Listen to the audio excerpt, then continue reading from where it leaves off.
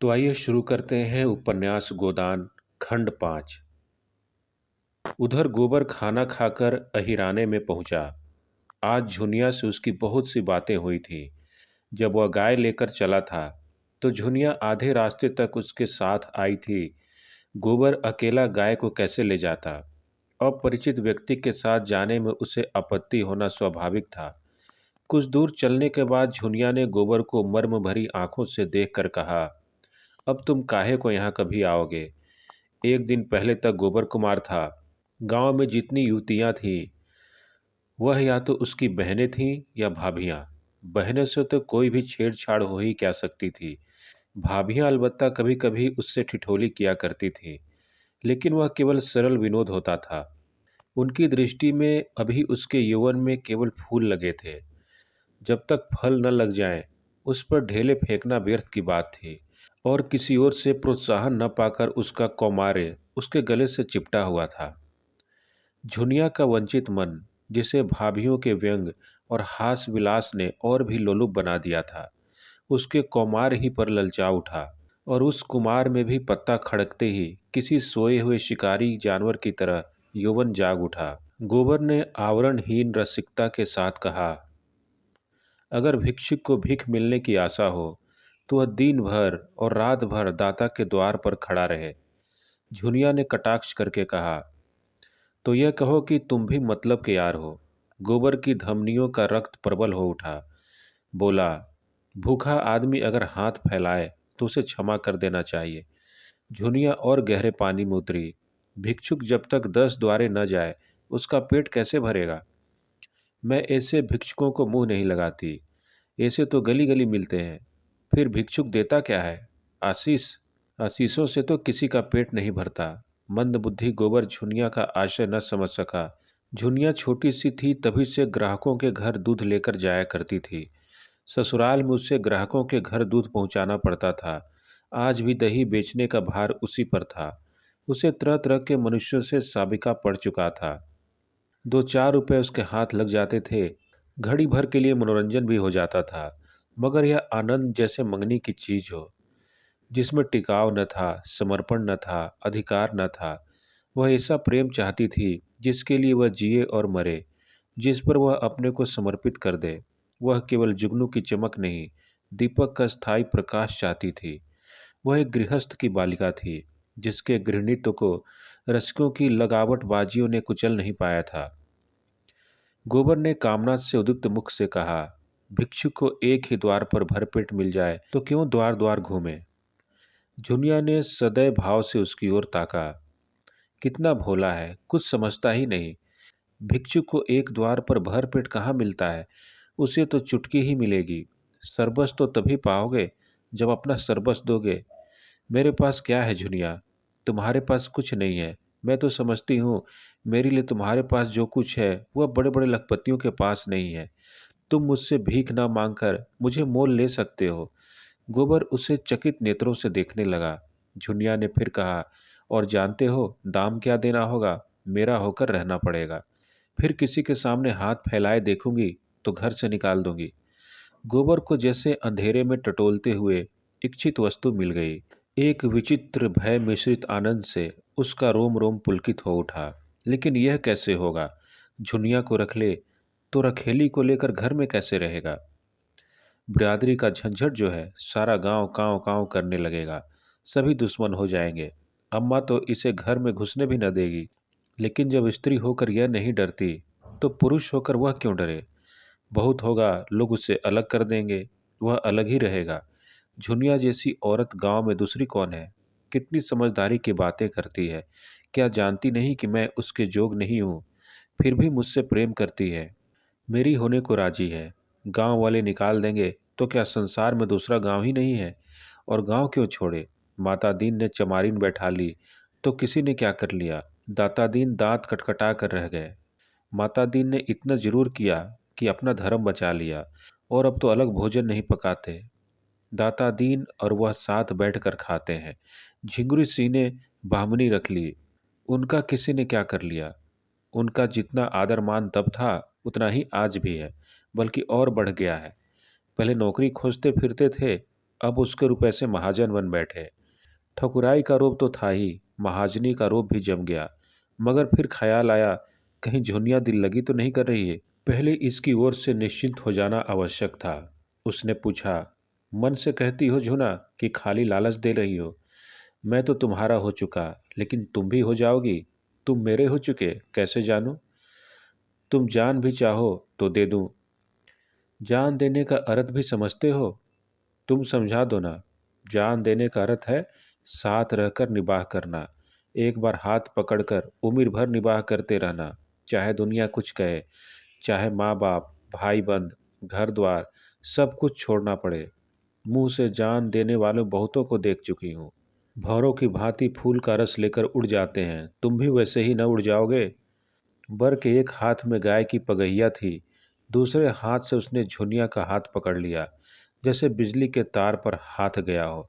सारी देह यौवन के पहले स्पर्श से कांप उठी। कितनी मुलायम, गुदगुदी, कोमल कलाई। झुनिया ने उसका हाथ हटाया नहीं, मानो इस स्पर्श का उसके लिए कोई महत्व ही न हो। फिर एक क्षण के बाद गंभीर भाव से बोली, आज तुमने मेरा हाथ पकड़ा है, याद रखना। खूब याद रखूंगा झुना, और मरते दम तक निभाऊंगा। झुनिया अविश्वास भरी मुस्कान से बोली, इसी तरह तो सब कहते हैं गोबर, बल्कि इससे भी मीठे चिकने शब्दों में। अगर मन में कपट हो मुझे बता दो, सचेत हो जाऊं। ऐसे को मन नहीं देती, उनसे तो खाली हंस बोल लेने का नाती रखती हूँ। बरसों से दूध लेकर बाजार जाती हूँ, एक से एक बाबू, महाजन, ठाकुर, वकील, अमले, अफसर अपना रईसियापन दिखाकर मुझे फंसा लेना चाहते हैं। कोई छाती पर हाथ रखकर कहता है, झुनिया तरसा मत। कोई मुझे रसीली नसीली चितवन से घुरता है, मानो मारे प्रेम के बेहोश हो गया है। कोई रुपए दिखाता है, कोई गहने। सब मेरी गुलामी करने को तैयार रहते हैं, उम्र भर, बल्कि उस जन्म में भी। लेकिन मैं उन सब की नस पहचानती हूँ, सब के सब भौरे रस लेकर उड़ जाने वाले। मैं भी उन्हें ललचाती हूँ, तिरछी नज़रों से देखती हूँ, मुस्कुराती हूँ। वह मुझे गधी बनाते हैं, मैं उन्हें उल्लू बनाती हूँ। मैं मर जाऊँ तो उनकी आंखों में आंसू ना आएगा, वह मर जाए तो मैं कहूँगी अच्छा हुआ, निगोड़ा मर गया। मैं तो जिसकी हो जाऊंगी उसकी जन्म भर के लिए हो जाऊंगी। सुख में, दुख में, संपत में, विपत में उसके साथ रहूंगी। हरजाई नहीं हूं कि सबको हंसती बोलती फिरूं। न रुपए की भूखी हूँ, न गहने कपड़े की। बस भले आदमी का संग चाहती हूँ, जो मुझे अपना समझे और जिसे मैं भी अपना समझूं। एक पंडित जी बहुत तिलक मुद्रा लगाते हैं, आध सेर दूध लेते हैं। एक दिन उनकी घरवाली कहीं नेवत में गई थी, मुझे क्या मालूम, और दिनों की तरह दूध लिए भीतर चली गई। वहाँ पुकारती हूँ, बहू जी, बहू जी।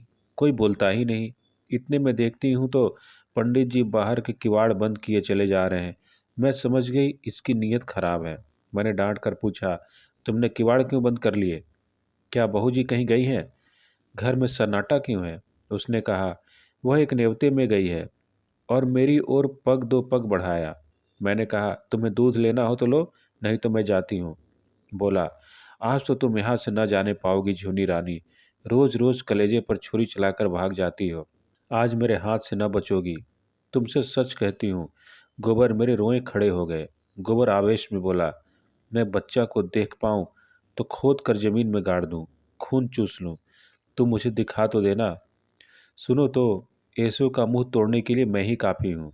मेरी छाती धक धक करने लगी। यह कुछ बदमाशी कर बैठे तो क्या करूँगी, कोई चिल्लाना भी तो न सुनेगा। लेकिन मन में यह निश्चय न कर लिया था कि मेरी देह छुई तो दूध की भरी हांडी उसके मुंह पर पटक दूंगी। भला से 4-5 सेर दूध जाएगा, बच्चा को याद तो हो जाएगी। कलेजा मजबूत करके बोली, इस फेर में न रहना पंडित जी, मैं हीर की लड़की हूँ। मूछ का एक एक बाल नुचवा लूंगी। यही लिखा है तुम्हारे पोती पत्रे में कि दूसरों की बहू बेटी को अपने घर में बंद करके बेइज्जत करो, इसलिए तिलक मुद्रा का जाल बिछाए बैठे हो। लगा हाथ जोड़ने, पैरों पड़ने। एक प्रेमी का मन रख दोगी तो तुम्हारा क्या बिगड़ जाएगा झूना रानी? कभी कभी गरीबों पर दया किया करो। नहीं, भगवान पूछेंगे, मैंने तुम्हें इतना रूप धन दिया था, तुमने उससे एक ब्राह्मण का उपकार भी नहीं किया, तो क्या जवाब दोगी? बोले, मैं विप्र हूँ, रुपए पैसे का दान तो रोज ही पाता हूँ, आज रूप का दान दे दो। मैंने यूं ही उसका मन परखने को कह दिया। मैं 50 रुपए लूंगी, सच कहती हूँ गोबर, तुरंत कोठरी में गया और 10-10 के 5 नोट निकाल कर मेरे हाथों में देने लगा। और जब मैंने नोट जमीन पर गिरा दिए और द्वार की ओर चली तो उसने मेरा हाथ पकड़ लिया। मैं तो पहले से ही तैयार थी। हांडी उसके मुंह पर दे मारी। सिर से पांव तक सराबोर हो गया, चोट भी खूब लगी। सिर पकड़ कर बैठ गया और लगा हाय हाय करने। मैंने देखा अब यह कुछ नहीं कर सकता, तो पीठ में 2 लातें जमा दी और किवाड़ खोलकर भागी। गोबर ठट्ठा मारकर बोला, बहुत अच्छा किया तुमने। दूध से नहा गया होगा, तिलक मुद्रा भी धुल गई होगी, मूछें भी क्यों न उखाड़ ली। दूसरे दिन मैं फिर उसके घर गई। उसकी घरवाली आ गई थी। अपने बैठक में सिर में पट्टी बांधे पड़ा था। मैंने कहा, कहो तो कल की तुम्हारी करतूत खोल दूं पंडित। लगा हाथ जोड़ने। मैंने कहा, अच्छा, थूक कर चाटो तो छोड़ दूं। सिर जमीन पर रगड़ कर कहने लगा, अब मेरी इज्जत तुम्हारे हाथ में है जूना। यही समझ लो कि पंडिताइन मुझे जीता न छोड़ेंगी। मुझे भी उस पर दया आ गई। गोबर को उसकी दया बुरी लगी। यह तुमने क्या किया? उसकी औरत से जाकर कह क्यों नहीं दिया? जूतों से पीटती। ऐसे पखंडियों पर दया न करनी चाहिए। तुम मुझे कल उनकी सूरत दिखा दो, फिर देखना कैसी मरम्मत करता हूँ। झुनिया ने उसके अर्धविकसित यौवन को देखकर कहा, तुम उसे न पाओगे, खासा देव है, मुफ्त का माल उड़ाता है कि नहीं। गोबर अपने यौवन का यह तिरस्कार कैसे सहता। डिंग मारकर बोला, मोटे होने से क्या होता है, यहाँ फौलाद की हड्डियाँ हैं। 300 दंड रोज मारता हूँ, दूध घी नहीं मिलता, नहीं अब तक सीना यूं निकल आया होता। यह कहकर उसने छाती फैलाकर दिखाई। झुनिया ने आश्वस्त आंखों से देखा।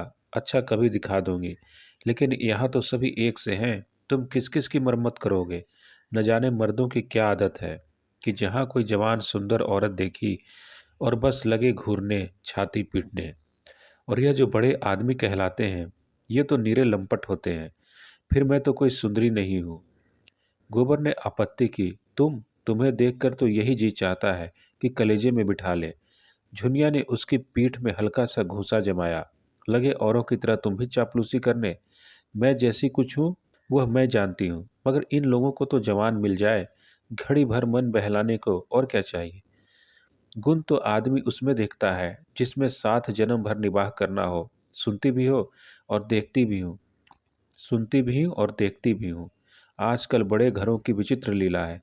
जिस मोहल्ले में मेरी ससुराल है, उसी में गपड़ू गपड़ू नाम के कश्मीरी रहते थे। बड़े भारी आदमी थे। उनके यहाँ 5 सेर दूध लगता था। उनकी 3 लड़कियाँ थीं। कोई 20-20, 25-25 की होंगी। एक से एक सुंदर। तीनों बड़े कॉलेज में पढ़ने जाती थीं। एक साइड कॉलेज में पढ़ाती भी थी। 300 का महीना पाती थी। सितार वह सब बजावे, हारमोनिया वह सब बजावे, नाचे वह, गावे वह, लेकिन ब्याह कोई न करती थी। राम जाने वह किसी मर्द को पसंद नहीं करती थी कि मर्द उन्हीं को पसंद नहीं करता था। एक बार मैंने बड़ी बीवी से पूछा तो हंसकर बोली, हम लोग ये रोग नहीं पालते, मगर भीतर ही भीतर खूब गुलछरें उड़ाती थीं। जब देखूं 2-4 लौंडे उनको घेरे हुए हैं। जो सबसे बड़ी थी वह तो कोट पतलून पहनकर घोड़े पर सवार होकर मर्दों के साथ सैर करने जाती थी। सारे शहर में उनकी लीला मशहूर थी। गपड़ू बाबू सिर नीचा किए जैसे मुंह में कालिक सी लगाए रहते थे।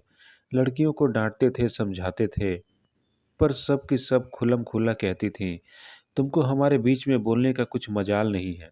हम अपने मन की रानी हैं। जो हमारी इच्छा होगी वह हम करेंगे। बेचारा बाप जवान जवान लड़कियों से क्या बोले। मारने बांधने से रहा, डांटने टपटने से रहा, लेकिन भाई बड़े आदमियों की बातें कौन चलाए। वह जो कुछ करें सब ठीक है। उन्हें तो बिरादरी और पंचायत का भी डर नहीं। मेरी समझ में तो यही नहीं आता कि किसी का रोज रोज मन कैसे बदल जाता है। क्या आदमी गाय बकरी से भी गया बीता हो गया है? लेकिन किसी को बुरा नहीं कहती भाई। मन को जैसा बनाओ वैसा बनता है। ऐसों को भी देखती हूँ जिन्हें रोज रोज की दाल रोटी के बाद भी कभी कभी मुंह का स्वाद बदलने के लिए हलवा पूरी भी चाहिए। और ऐसों को भी देखती हूँ जिन्हें घर की दाल रोटी देखकर ज्वर आता है। कुछ बेचारियाँ ऐसी भी हैं जो अपनी रोटी दाल में ही मगन रहती हैं। हलवा पूरी से उन्हें कोई मतलब नहीं। मेरी दोनों भावजों को ही देखो। हमारे भाई कान कुबड़े नहीं हैं। 10 जवानों में से एक जवान है, लेकिन भावजों को नहीं भाते। उन्हें तो वह चाहिए जो सोने की बलियां बनवाए, महीनों साड़ियां लाए, रोज चाट खिलाए। बलियां और मिठाइयाँ मुझे भी कम अच्छी नहीं लगती, लेकिन जो कहो कि इसके लिए अपनी लाज बेचती फिरूं, तो भगवान इससे बचाए। एक से एक मोटा झोटा खा पहन कर उम्र काट देना, बस अपना तो यही राग है। बहुत करके तो मर्द ही औरतों को बिगाड़ते हैं।